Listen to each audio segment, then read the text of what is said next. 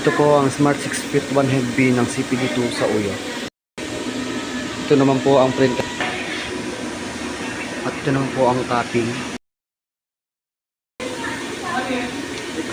Head clean.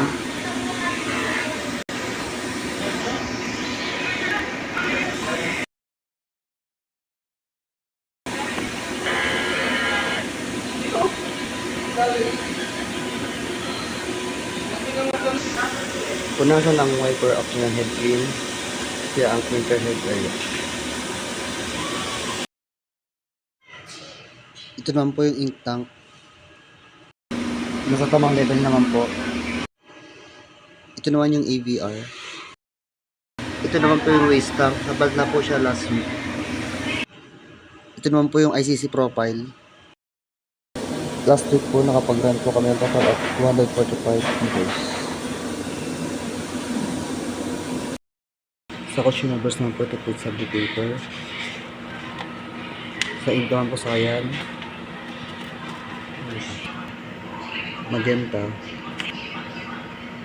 yellow, black.